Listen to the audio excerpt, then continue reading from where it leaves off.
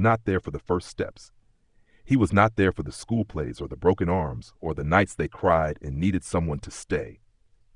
He was not there for the teenage years, the arguments, the failures, the moments when a child needs a father most and the absence of one leaves a shape in the room that nobody talks about. He was not there for any of it. And then one of the children got a promotion, a significant one, the kind that gets mentioned in an industry newsletter, the kind that shows up as a LinkedIn notification, the kind that travels through the particular information networks that people who were never present somehow always manage to monitor. And he called, just like that, after 11 years of silence. He called. His voice was warm, uneasy. He said he had been thinking about them. He said he was proud. He said he hoped they could talk. He said, and this is the part that dark psychology needs us to examine very carefully, he said he felt it was time. It was time. Not when they needed him. Not when they were struggling. Not when a phone call at the right moment might have changed something. Now. Kyle, when they had become something. When they had built something. Steady rise. When they had value he could approach. Today we are going to talk about one of the most painful and one of the most misunderstood forms of family betrayal that exists. Not the betrayal of leaving, but the betrayal of returning. And dark psychology has something very specific and very uncomfortable to say about why some absent parents reappear and what they are actually looking for when they do. Her name is Camille. She has 2 children, a son named Théo, who is 31, and a daughter named Lucie, who is 28. Their father, her ex-husband, a man named Renaud, left when Théo was 8 years old and Lucie was 5. He did not leave dramatically. There was no violence, no catastrophic rupture, no clear villain moment that the children could point to and understand. He simply became less present. Then absent on weekends, then absent during the week. Then a phone number that sometimes answered and sometimes did not.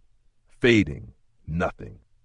By the time Théo was 11, the calls had stopped entirely. Camille raised them alone. She worked 2 jobs for 7 years. She attended every school event. She drove them to every appointment, every practice, every audition, every heartbreak. She built a life for 3 people with the resources of 1. She did not speak badly about Renaud to the children. This is important, and we will come back to it. She answered their questions honestly when they asked, and she gave them space to form their own feelings about a father who had made himself a stranger. She protected them from her own anger. She protected them from her own grief. She absorbed both so they did not have to. Théo became a software engineer. He was promoted to a senior leadership position at 31. It was in the newsletter. 6 weeks after the announcement, Renaud called. Control drop. The call was warm. It was carefully warm, the specific warmth of someone who has thought about how to open a door they closed and is now executing the plan. He said he had never stopped thinking about them. He said the years of distance had been his own struggle. He said he understood if they were angry, measured. He said he did not expect anything. He just wanted them to know he was there. Théo told his mother about the call that evening. Camille listened. She did not say what she was thinking. She was thinking about narcissistic supply. Dark psychology defines narcissistic supply as the emotional, social, or material resources that a narcissistic or deeply self-focused person seeks from the people around them.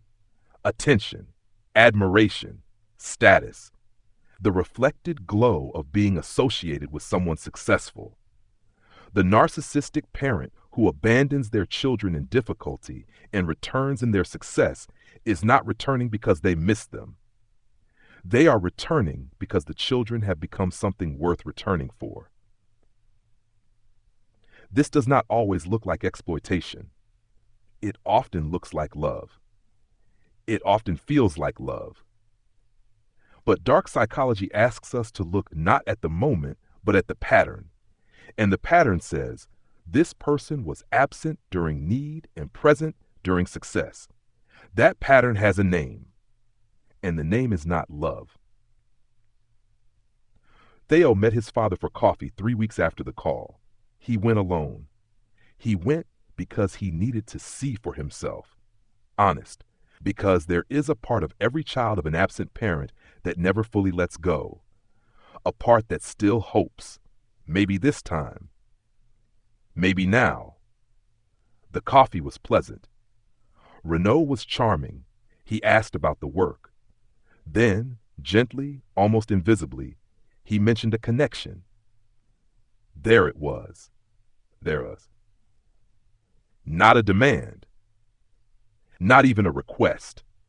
Just a door opened carefully. That evening, Théo told his mother.